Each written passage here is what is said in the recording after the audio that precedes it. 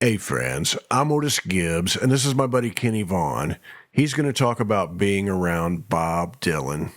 The first time I was around him was when G.E. Smith and Kenny Aronson were in the band. But I was playing with the Sweethearts of the Rodeo, and we were playing. We were in Florida opening for him for a string of dates. I was in the green room tuning up my guitar, and there was a lot of people in there, but it was kind of a big green room at one of the shows in Florida. And I heard this voice right behind me say, "Oh, it's good to see you, man." And I heard, "It's good to see you too," you know. And I turned around and it's Roger McGuinn and Bob Dylan talking to each other. And I was like, I have my back to them. I'm sitting down, and they're standing like maybe 5 feet away from me, facing me, talking, you know. And I'm like, "Wow, Roger McGuinn and Bob Dylan," you know. I was like, "How you doing, man?" You know. You know, "You live down here, don't you?" "Yeah, we live here. Yeah." That was the first time, and then I was with Lucinda, and we did a bunch of dates with. He was touring with Van Morrison, and the deal was he was supposed to, like, one night Dylan was supposed to close the show, and the next night Van would close the show. They were swapping, you know, and Georgie Fame was playing in Van's band, which was the most exciting thing for me, the whole tour, you know. I got to meet Georgie Fame, you know, and he was playing his ass off, playing the Hammond organ, you know. I was like, I couldn't believe what I was seeing, you know. It's Georgie fucking Fame, you know. That's awesome, you know. And then Dylan was doing this thing where if he was supposed to close the show in the afternoon, he'd say, "You know, I think you should close the show tonight," to the band. And if Van was supposed to close the show, Dylan was, "You know, I think I should close the show tonight," you know. I think that was a pretty contentious situation. I've heard the same thing about when Merle Haggard toured with him. I think that it was kind of like that they didn't really bond from either side, you know. Like they were probably standoffish and shy around each other, but I heard a story that Bob was walking through the hall backstage, and Merle was coming the other way with their, you know, probably a couple people on each side, you know. And as Bob passed Merle, he said, "Hey, Merle, I want you to teach me how to hop a freight train sometime." You know, shit like that. He's always fucking with people, you know. He's funny. And then the last time I saw him was we were at Capitol in the A room, and he was in the B room in Hollywood, and he's friends with Marty, and we were about ready to go call it a day. We'd been working all day. It was about, you know, 7 o'clock in the evening or something like that. We were going to go get a bite to eat, you know. The door opens and in walks Bob. And Marty said, "Bob," you know, and they give each other a hug. And, "Hey, man, how you doing? Good to see you." "Yeah, man." And he looks at us. He says, "Oh, I see you have your whole band here." And he goes around, "Hey, I'm Bob, you know. And yeah, I'd met him before, but, you know, it's like he didn't know who I am. But and he was really nice that day, affable, happy. He looked like $1 million, man. He's in great shape, you know. He's a boxer, and I don't think he has any bad habits, you know. He trains a lot. He stays in shape and boxes. You don't hear a lot of stories about Bob walking around like, "Hey, how you doing?" You know, Yeah. shaking hands with the band. That's pretty. Yeah, well, there wasn't anybody in there but us. You know, it was just the four of us and then Bob. It was just, you know, 5 people in the room, and, you know, kind of a neutral zone. Nobody was doing anything. So, you know, it was... I don't believe in, like, favorites or best, but of course, Bob would be my all-time favorite. Well, who else is going to talk about, you know? I mean, come on. I'll never forget, you know, I had heard "Blowing in the Wind" and "Hard Rain's Gonna Fall," that kind of stuff. And my best friend's older sister had those first couple albums, you know.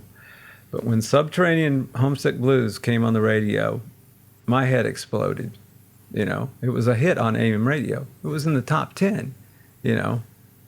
Subterranean Homesick Blues is played alongside, you know, Frank Sinatra and the Beatles and Dave Clark 5, and then there's Bob Dylan's Subterranean Homesick Blues, and it's like, what is this? You know, this guy is great, you know, and then he follows it up, you know, less than a year later with Like a Rolling Stone, you know, and I'm just like, whoa, you know. So I had, you know, Highway 61 and Bringing It On Home, Bringing It All Back Home, and Blonde on Blonde when they, you know, the day they came out, you know, because I was like, wow, I was a big fan. And I just thought, man, this guy's on a different level than everybody else. And he changed a lot of things, you know. I think that even the Beatles say, yeah, our lyrics probably changed very quickly after we heard Bob. You know? Here's one Buck Owens story that's really good. You know, there's a songwriter here in town named Danny Flowers, and he wrote a song called Tulsa Time. So he said, yeah, man, I was out in L.A. and I was introduced to Buck Owens, and he shook my hand and said, have you ever met me before?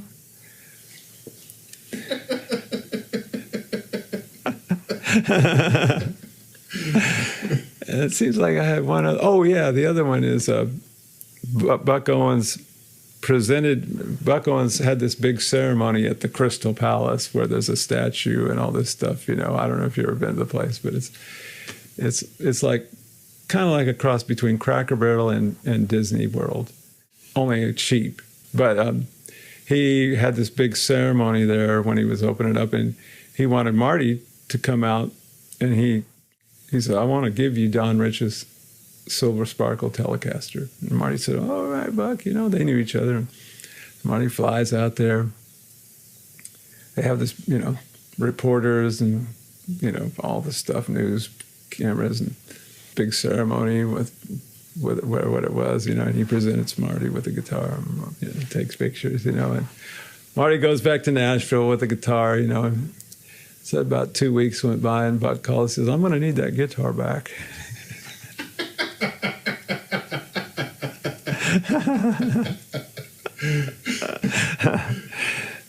Buck Owens. Just a publicity stunt? Yeah. I was playing with the Sweethearts of the Rodeo, and we were playing at his club before he built that place that he built later, the Crystal Palace, which is kind of like a Cracker Barrel. There's no backstage, no load in. It's like a Cracker Barrel with a stage and a bar, if you can imagine that. That's what the Crystal Palace is. It's like, a musician built this place? What? You know, there's a Cadillac behind the bar on the wall, you know. But, you know, it's like the most ill thought out building ever for musicians. You know, like, you have to walk through the crowd to get to the stage. There's no place. At that time, the backstage was like in the where the beer cooler was and stuff, you know, but in the kitchen. There was no backstage. That was it. The place we played at was the place he had before that, which was like a stage about this high and folding chairs and a little service bar in the back, you know. And Buck sat right in the front row, you know. Yeah, obviously he was, the girls that I worked for, the Sweethearts of the Rodeo, were sisters from L.A. And they were rootsy country rockers, kind of rockabilly, kind of Emmylou Harris, kind of, you know, Buddy Holly, kind of that, you know, that whole kind of thing, you know, rootsy. And kind of country, but not too country because they were from L.A., you know. And they were really pretty and dressed really well. You know, they looked really good. And I think Buck was happy to have them in his club. And so I met him, but he didn't care about me. You know, he was there to see the girls. You know. When I first was playing guitar, I got my hands on this little crummy little folk guitar. And it wasn't very good, but I was plunking around on it, you know, and across the street was a kid I went to school with, and his father was he was a country music guy, and he had Buck Owens records, and Johnny Cash records, and Merle Haggard records. He was those were his guys, you know. And so I heard that stuff over there, and I was like, man, this is cool music, man. You know, like that sounds like rock and roll. You know, Buck Owens, you know, Tied by the Tail. I mean, come on, man. That sounds just as groovy as anything by the Rolling Stones or the Beatles or whatever. You know, that's what I was listening to. You know, and I'd go over there and I'd hear all that stuff. Yeah, man, that's cool. In '68, he came to Denver, and we went out to see him at the Four Seasons nightclub. So I got to see Buck Owens and the Buckaroos. So I would have been, 14 when I saw him. That's a pretty great era. Yeah, but to see Buck Owens. Yeah, but you know, I'd seen all these shows before that. You know, when I was 13 and 14, I saw loads of cool shows. You know, I saw Janis Joplin with Big Brother and the Holding Company, and Country Joe and the Fish. Yeah, I mean, I saw all kinds of great people, and Jimi Hendrix and the Doors and Captain Beefheart, and the one show I'm really kicking myself. My parents would, you know, I had to sneak out sometimes, you know, and I was going to go to see the Buffalo Springfield, but that night it was like a school night, and then my mom was like, come on, you've been going out too much, you can't go to that. I'm like, come on, man, it's the Buffalo Springfield. So I didn't get to see that one. I don't know if this is true or not. I heard that Buck and Don Ritchie still like plug into the same amp. Yes, they always did. That's a true story. Buck had a 59 Bassman that was spray painted black, I think, or it had been recovered in black, but it looks from the photographs like it had been spray painted black over the tweed, you know.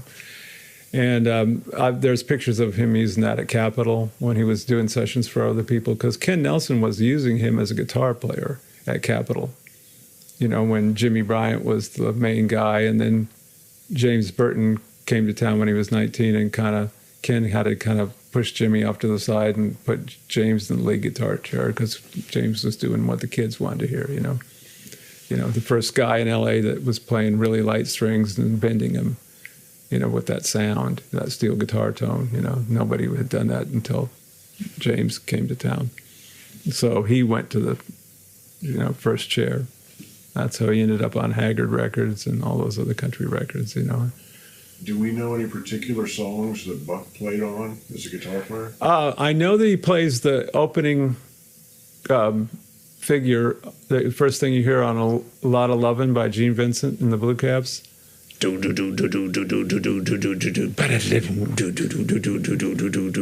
him. It's Johnny Meeks on the lead guitar on that cut, but that's Buck playing the rhythm guitar on his Telecaster. And that's one I know for sure.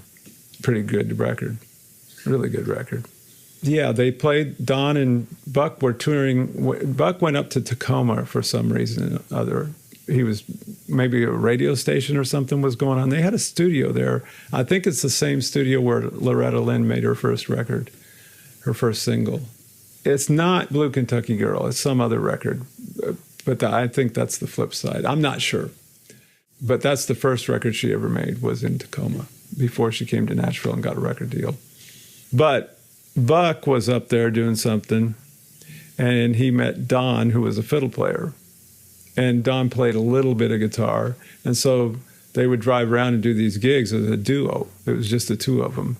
And they had Buck's Bassman, you know, and so they'd plug into that, you know, because there were two channels, and that's fine, you know, a pretty powerful amp, you know.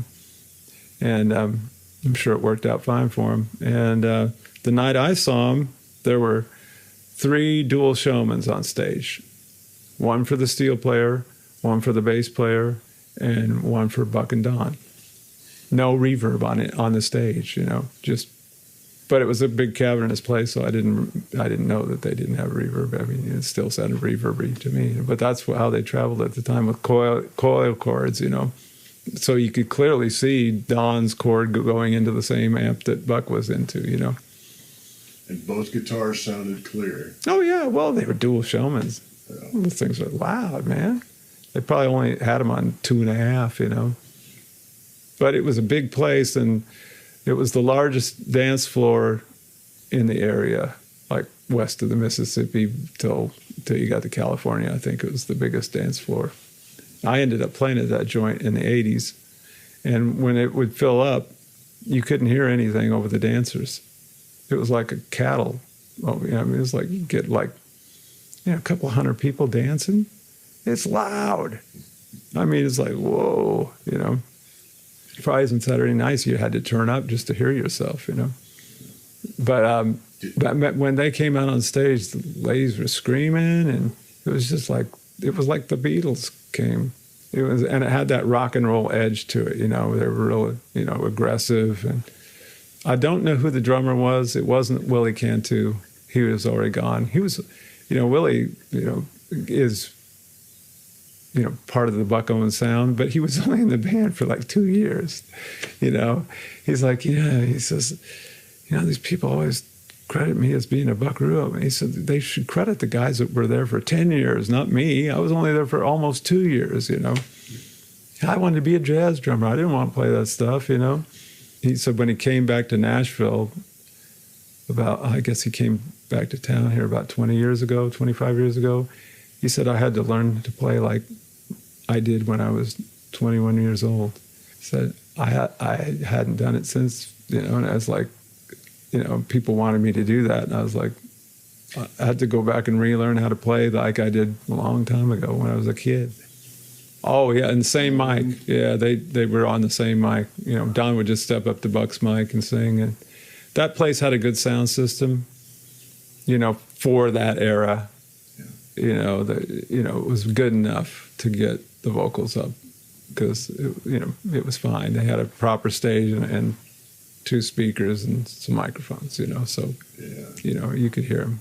It seems like the 2 voices together and that guitar is just so much excitement. Yeah. They were just so good and well rehearsed. It was a lot of comedy, bad comedy, and just goofball, cutting up, corniness. But when they played and sang, it was like, yeah, man. And I don't think Tom Brumley was there. I'm not sure. I think he was gone by then, too. 68. I'm not sure because I didn't know who those people were at the time. I didn't even know Don Rich's name until maybe that night or a little bit after that. I just knew he was that guy that played the cool guitar that smiled all the time and sang the harmony, But I didn't know that much about him. It wasn't until soon after that I kind of dug down deep and really paid more attention to him after watching him live. So I can't tell you who. I think Doyle Holly was playing bass because he was whoever it was seemed like Doyle Holly. And I was on a bus once with Doyle Holly was the driver, and I asked him, and he thinks that he was there. And he said, "We played a lot of shows, man." He was our bus driver in the 80s for the Sweethearts of the Rodeo for one run. I didn't even know it was him for the first day or so. And when I found out, I've spent the rest of my time on that trip in the jump seat asking him questions. I was like, this guy's not going to need any coffee. So he's going to have me over there pestering him all the way home. I'd played that show quite a few times before that day.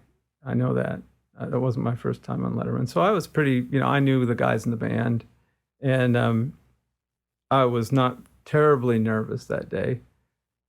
Unlike some shows, I felt, for playing Letterman, I felt like I was pretty relaxed that day.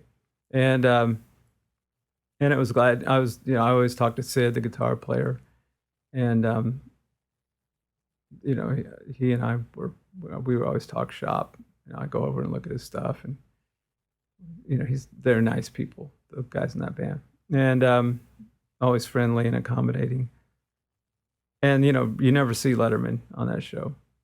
He just doesn't really, come around very much. The first time he ever said anything to me was when I played with Lucinda Williams on there one time, and he was walking by. The song was, the last chord is dying out, and he comes by to say goodnight and say hello to Lucinda, say goodnight, ladies and gentlemen. He walked by me and he turns and says, "Pretty good gig, huh?" I said, "Yes, sir." And so, hey, he spoke to me. Yeah, the lowly guitar player. I was like, all right. That made me feel good. But anyway, that day with Marty, it was, we did the camera blocking rehearsal, when we run the song a couple of times for the camera. And the first time we launched into it, the female guitar player, I can't think of her name, she was kind of like, she said, "Yeehaw," and started doing this like kind of like buck dance kind of impersonation, and I couldn't really tell if she was making fun of us or if she was just being funny. I didn't know. And I think that maybe somebody else in the band may have thought that she was making fun of us, but I don't know. It didn't matter, whatever. And then we played it again, and pretty soon all the band's standing there watching us, like they come around closer. And we ended the song, and they all clapped, and the guitar players both came over, and they were like, "Where are your pedals? Where's your pedals?" And I was like, "We don't really need them for this, We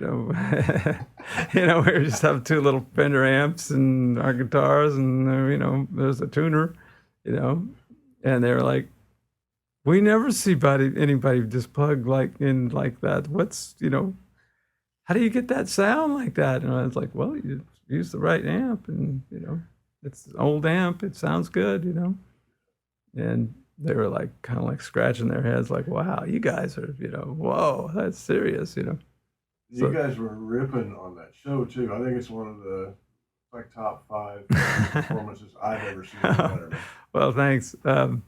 We had a good time. It was, we were out playing lots of shows, and we were, as they say in the industry in Nashville, road hot.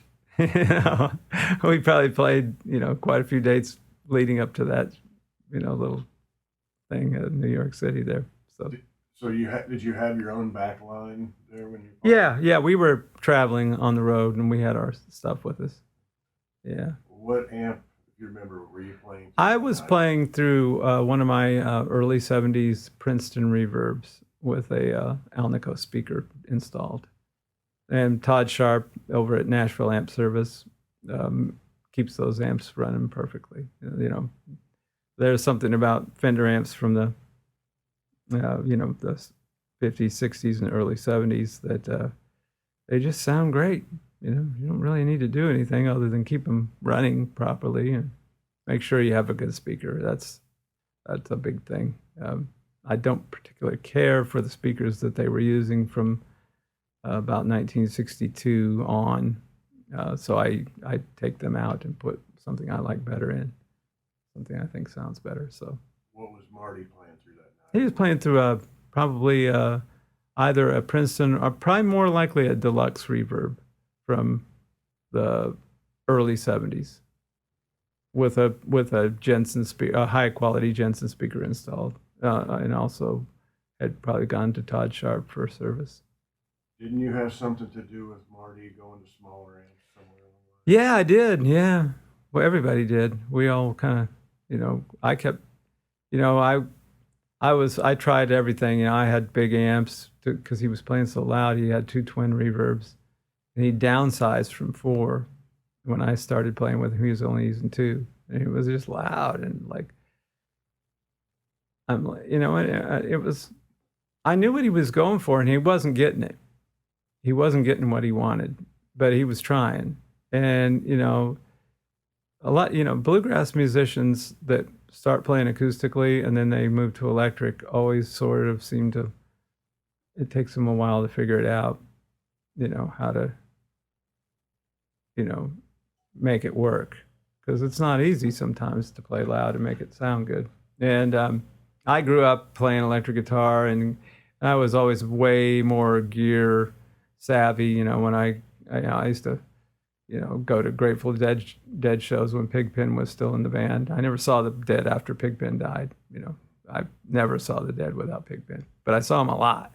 And I used to, walk around in the back and look at Jerry's, what pedals he's playing through and what, what's going on? Why does his guitar sound so good? And you know, I saw Jimi Hendrix and Eric Clapton and all the great guitar players when I was, still a teenager in the 60s, and all these people, blues guitar players, a lot of that stuff. I saw Helen Wolf when I was 14, and I just kind of like always was trying to make my amp and guitar sound good like theirs did, so I would sit in the basement for hours and mess around with shit, just try and get that sound. So Well, loud we're in pretty here. loud still, compared to other bands, we're not loud, maybe, especially for that period. Now bands all are using in-ears and they're not even using real amps. They're playing through the, like these modeling amplifiers that go through the, in-ears. And the only thing that you really hear when you stand on the side of the stage is the drummer, and he's like, well, where's the sound coming from, And the amps are just props, but we don't do that. But back to what your question about Marty's thing, I think that, in the studio, he realized that his Fender Twin wasn't giving him what he wanted. And he started, I was like, try your deluxe, man, play that thing. And we were in LA one time and we were using rental gear and they had this one early 70s deluxe reverb. And I plugged into it and I said, "Ooh," I said, "Marty, play through this one today." And he bought the amp from SIR in Hollywood. They didn't want to sell it to him. He said, "I got to have this amp," and that's still his number one amplifier. So that was probably the amp he was playing through on Letterman. It's still his favorite amp. There's something about that one that's extra special, and because they're all a little bit different, and they're hand wired, and so he still sends it to the guy at SIR for repair. He doesn't want anybody else to repair it. So he takes the amp out of the cabinet, and boxes it up and sends it to LA. I mean, like many times on the road, we'll the road manager's going to UPS to overnight it to LA and then like picks it up 2 days later in a different city at the hotel, and I'll go up on the bus and he's putting the amp back in the case, he's got his drill and back into the cabinet, That's that's just the way he is. I carry spares, but Marty does too. But he can't live without that amplifier. Yeah, well, we've all been on there before. Marty's played there, even sitting in with a band, by himself. There, so I felt like maybe he knew who we were, and he's probably that's an entertaining little number. There's a lot of good visual sight gags with the double harmonized guitar stuff, and the kind of it's an up tempo, happy, party piece kind of. So You guys. it was probably refreshing from some of the shoegazer bands they get on there, and some of the more pretentious artists, where ours was free of pretension, just kind of clowning around, having a good time playing good old country music, up tempo, and picking some hot licks, and singing some harmony, and and it's a good little tune. Don Reno, man, he wrote that song. It's a great song, country boy rock and roll. Reno and Smiley. Don was, the banjo player in Reno and Smiley, but he was a monster guitar player. Holy shit, he was like one of the great guitar players in bluegrass. He was a songwriter. This is before, way before he was with the Steel Drivers, and then he was in the Johnson Brothers, and then he went out solo. But this is before the Steel Drivers, and he was just having some traction, writing songs for Music Row acts, and this is probably 20 years ago, or thereabouts. I'm not sure completely, but in that range. And I remember the first time, he's this real quiet, shy guy, "Hi, nice to meet you." Whenever the band, tunes up 10 a.m. for a demo session, and they put out charts, and he, so he's going to sing the first one for us. He gets his guitar and he's in the vocal booth with his guitar. He's playing his ass off and singing. He's got a Gibson J45 or something, And I'm like, whoa, this guy is good. I walked in there and looked at him and I was like, dude, where did you come from? Wow. And that's how I first heard about him, was working with him, in demo sessions. Yeah, we opened a lot of dates for him. And we were the only opening act on most of those shows. I think there was only a couple that we did with Brent Cobb was on there. We were the second act. Brent Cobb went on first. But the way his stage set is, it sounds pretty good for a big venue. I don't normally, big venues don't sound very good, and his audience is more of a listening crowd too. Nothing like the Music Row acts who, they're generally extremely inebriated, I mean, we opened for Eric Church once, and I've never seen, ever in my entire career, people that drunk, and that many people that drunk. I've never, before or since, we were shocked. We were just like, whoa, those people aren't even home. I mean, they're just walking digestive tracts by the time you're up there playing. They can't even focus. They're just like, they won't remember this show.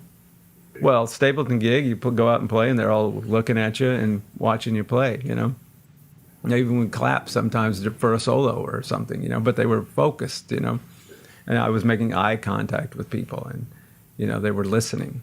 They're a listening crowd.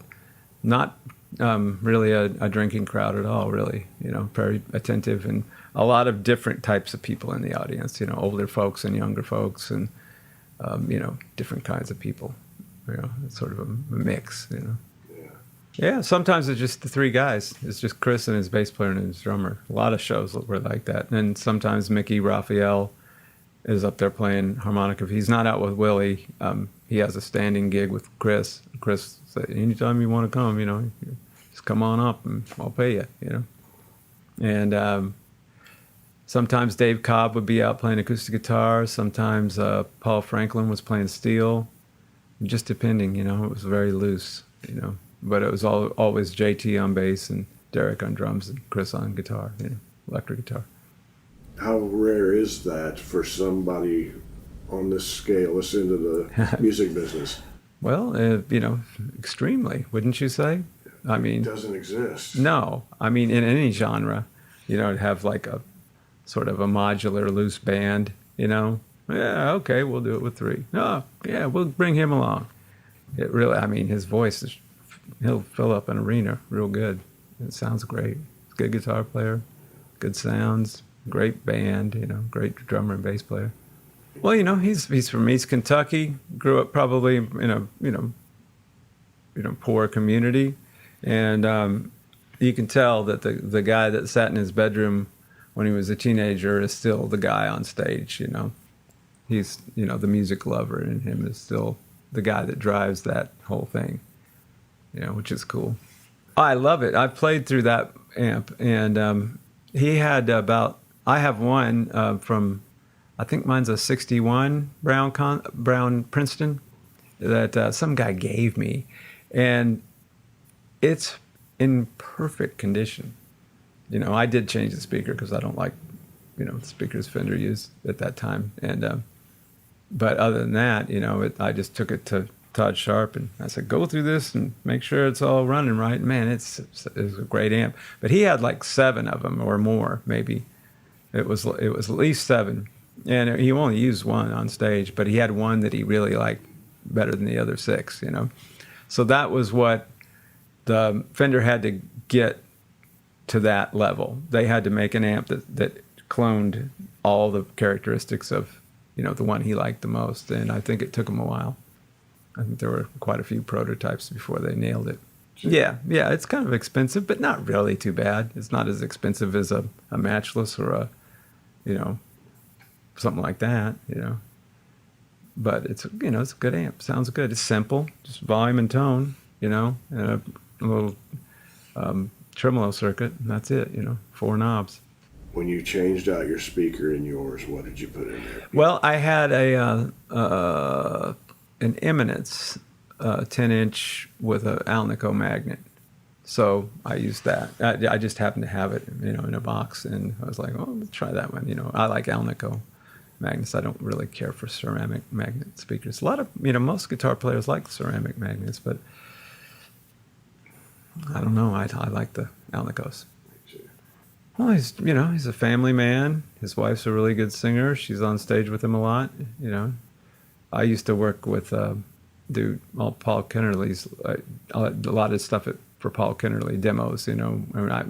Most of it was overdubbing guitar parts with Paul. And he had a studio and really nice gear. I wouldn't even have to take a guitar and amp to that place. He was a Buddy Holly nut, so he had Buddy Holly amps and Buddy Holly Strats, with heavy strings and all that kind of stuff. And he wanted everything really clean. But anyway, I was like, Paul, who is that singer? He says, oh, that's Morgan. She's fantastic, Kenny.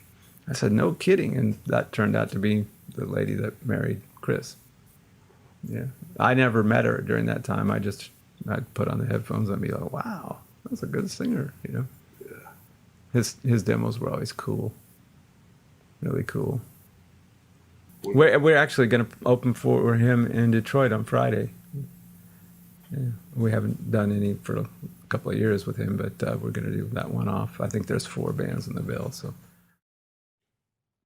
I was playing with Lucinda Williams, and we were opening. It was late '90s. We were opening for Tom Petty and the Heartbreakers on a tour. And it lasted maybe 32 or 34, 35 days, 30 performances, 35 dates. And it was fabulous. I mean, their crew was great to us. They treated us like gold. Tom was a big fan of Lucinda's, and so was Mike. And they covered one of her songs, on record, before this tour happened. And, it was like all big arena rock tours, being the opening act is sort of not so exciting because most of the audience isn't even seated yet when you're playing your little 25-minute set, or 30-minute set or whatever it is. And even more of those people don't know who you are, never heard of Lucinda Williams. And so, that part was okay, but those guys, I got to know those guys, and they're Florida hippies. And the first thing I really kind of realized about them is they never saw themselves as belonging to any scene. They see themselves, even at their most popular, they saw themselves as being outsiders in everywhere in this world. They were outsiders. It was them against the world. They had their own thing, and they didn't fit in with anybody. And that was really the way they were, Tom especially. He was really a closely guarded, kind of private, quiet, shy outsider. He never really got over that. He never really was a, hey, how you doing, celebrity kind of guy. He was, in his dressing room or in Mike's dressing room, just the two of them. They were just kind of apart, And somehow they mostly would stand backstage and watch us play every night, and for whatever reason they were very friendly with me, and we got to talking guitars a lot, and they would invite me into the dressing room a lot, Mike and Tom, and maybe they'd have a couple of guitars in there, and they'd show me stuff, and we just sit around and kind of not just talk about stuff, like not really anything too exciting, but guitar stuff, just like, yeah, man, those pickups on that model of that year are really good, yeah, man, look at this one, man. Oh, man, that's nice, all these vintage guitars and acoustic and electric. And I got to be kind of pals with them, just for that tour. They were, we just would hang around. And I remember we were in the Hamptons in Long Island. And I was really excited about being there because I'm a kind of a foodie. And I was like, man, we were at this nice hotel and there was all these fabulous restaurants on the, within walking distance. And I was like, I've got the night off, man. I'm going to go find a good restaurant, have a good glass of wine, and sit and have a nice meal and really enjoy myself, And I took a shower, I was laying on my bed. It's about 6:30. I'm laying on my bed and my hotel phone rings, Right? Hey, this is Tom. What you doing, man? I said, I don't know, man. Just laying here. Listen, I got the guys to pull the buses around back, and we got a grill out there. We're gonna grill some hot dogs and hamburgers and just hang out, maybe play a little, just hang out by ourselves back there in the back, And I'd like you to come on down and hang out with us and have a burger with us. I was like, I'll be there. There went my fabulous meal. I was gonna eat potato chips, drink beer, and eat a hamburger. But I was glad to do that. And that was the only time that we had a social outside of the gig situation, was that one night in the Hamptons. It was a beautiful summer evening. They had a big boom box there, which was playing like Jimmy Reed and old Rolling Stones, like Brian Jones era, 60s Stones, and, Slim Harpo, Howlin' Wolf, that kind of stuff. And that's what was on just like a continuous reel of cool songs on the thing. And we would just sit and listen and smoke weed, drink beer, eat hamburgers, and talk about music. And sitting back in folding lawn chairs.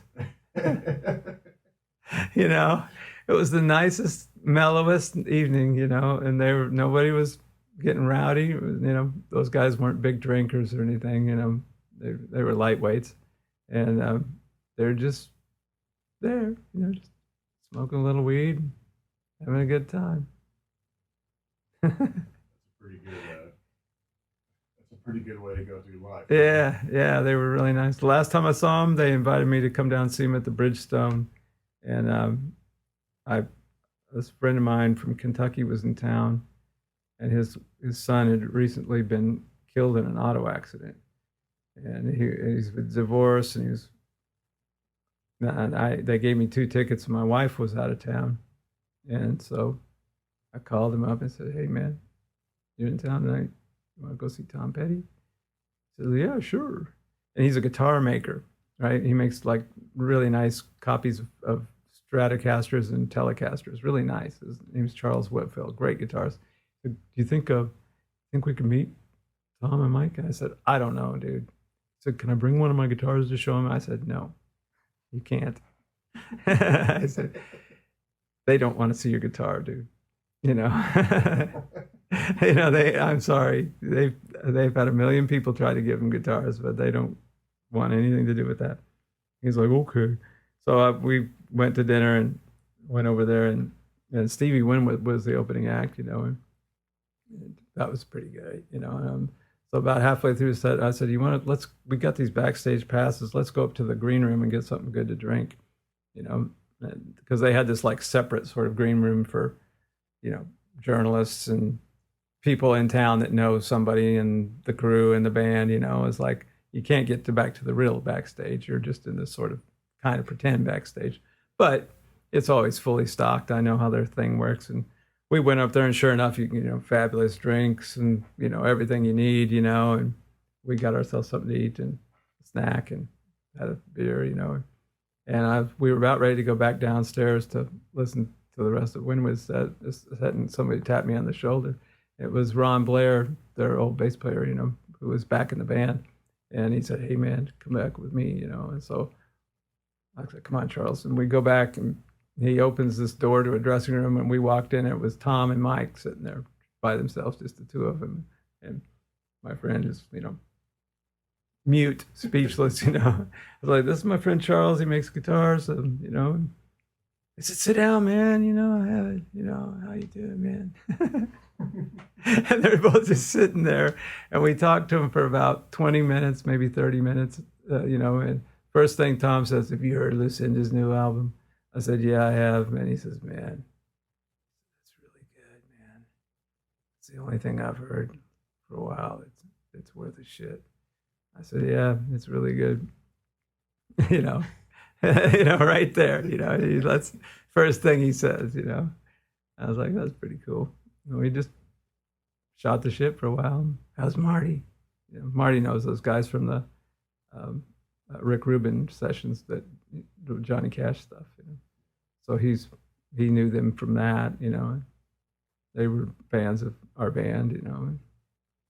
Well, I'm a huge fan of Tom Petty and the way he progressed as an artist and how he handled everything and the way he ended up.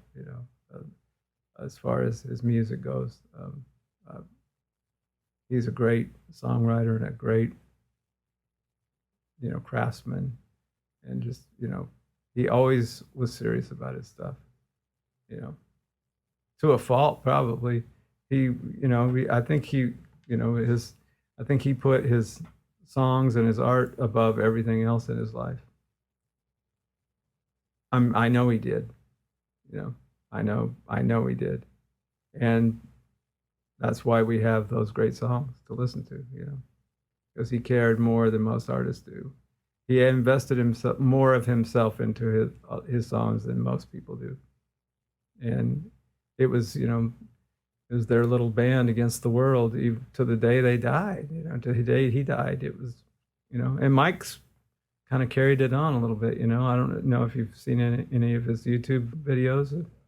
He when Mike went out with Fleetwood Mac, Stevie Nicks has a guy named Steve Rial, who is a great singer, and he's been her vocal coach for years, and he goes on the tour, and he warms Stevie up every day. And Steve took Mike under his wing and said, "Come on, son, let's work on you voice here." And he turned Mike into a great singer. I mean, and Mike will tell you, that he did, but he's singing his ass off now, man. He sounds so good. I can't believe it.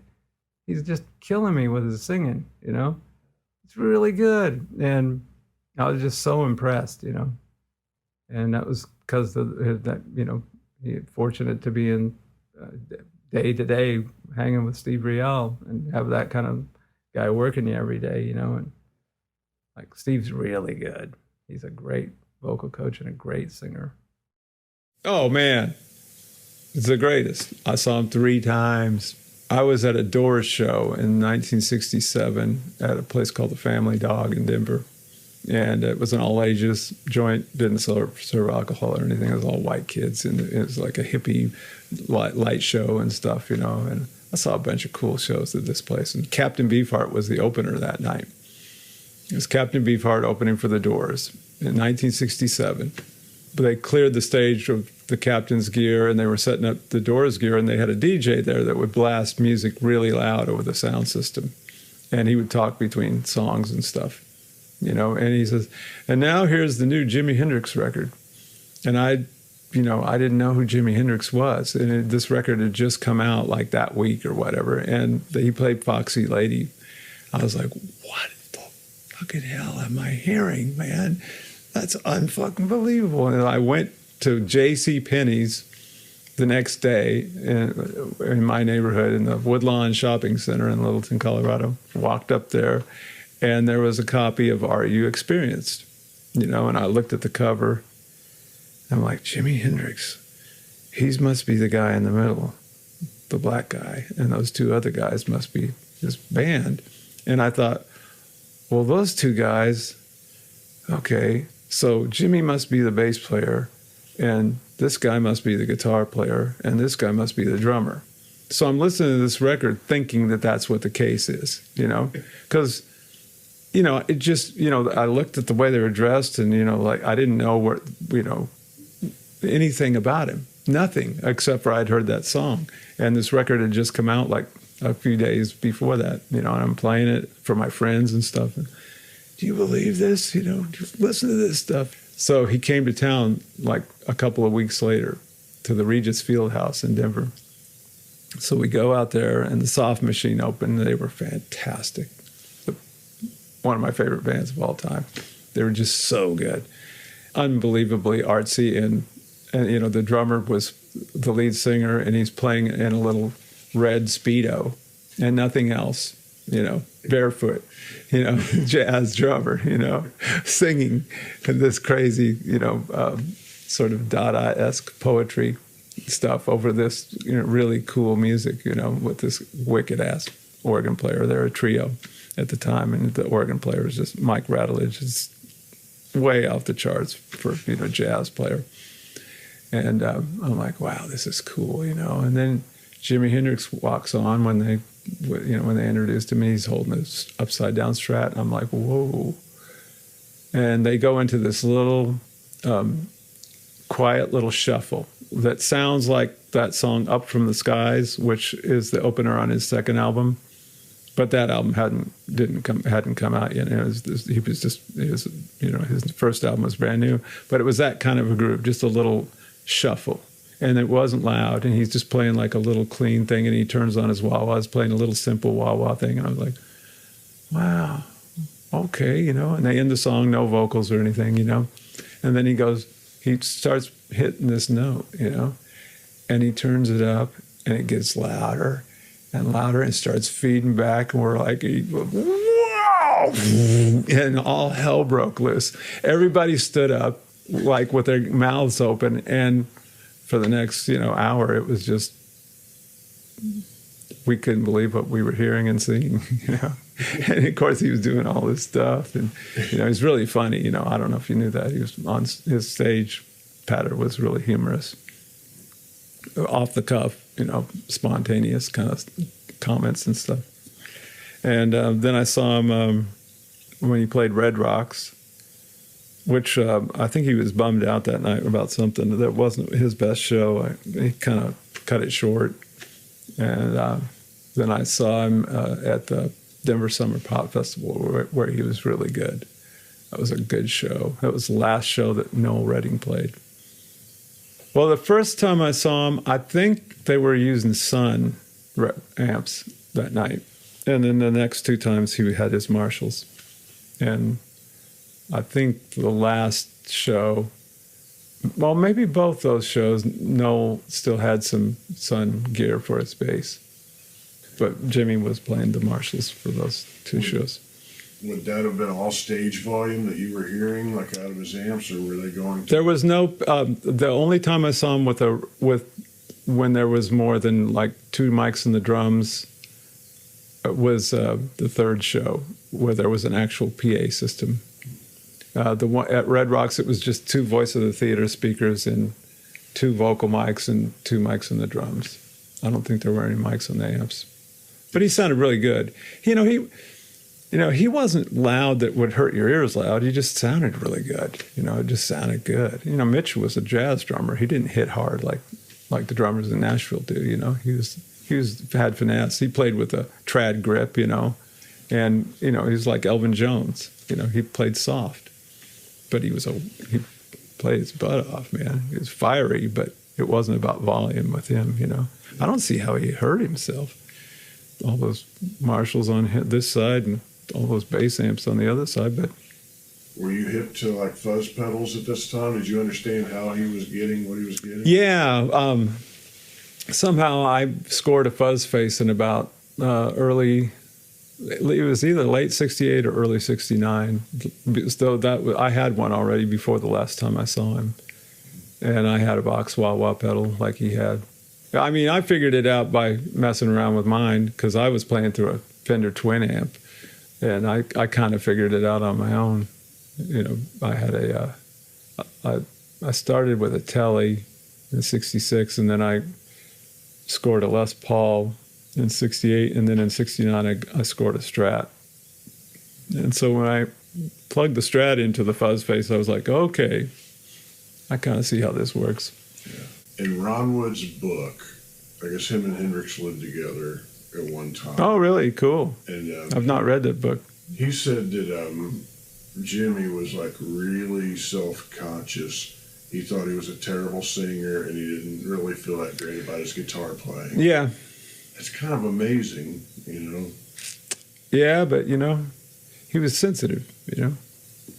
He was a cool cat, man. Well, he was really cool. If you ever read interviews of his, all the shit he says, he's really a cool dude, man.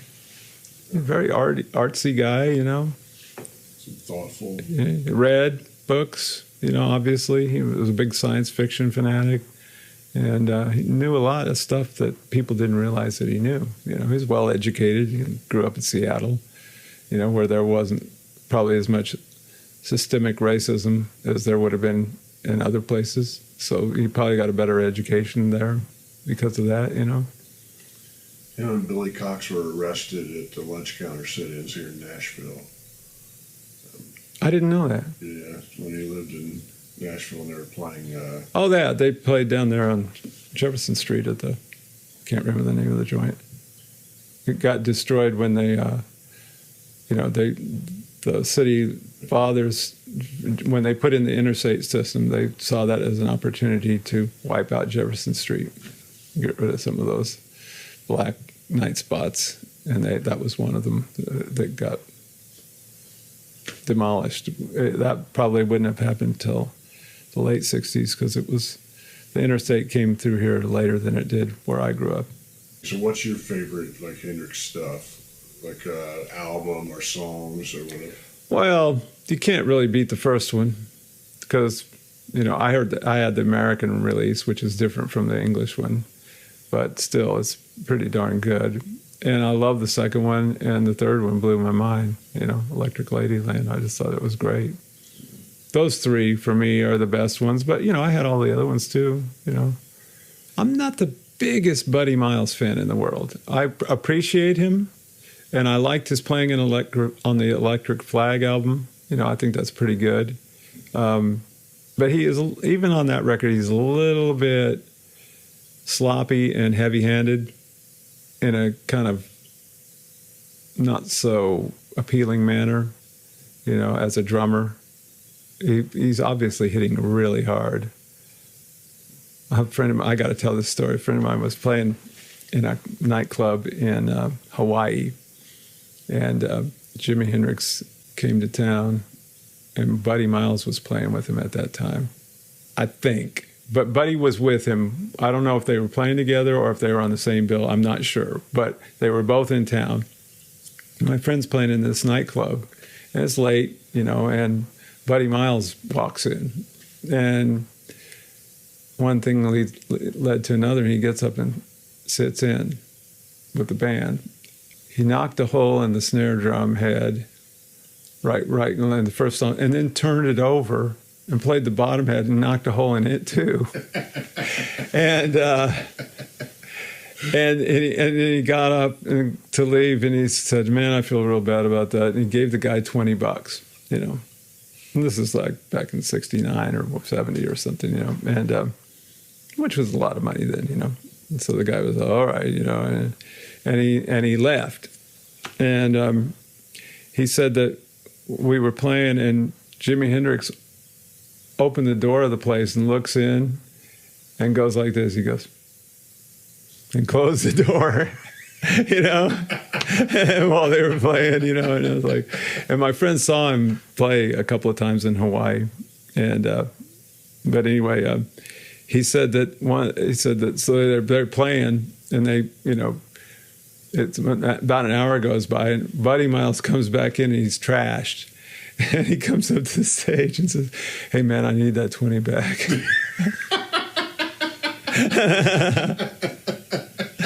"Come on, man, I need that $20 back."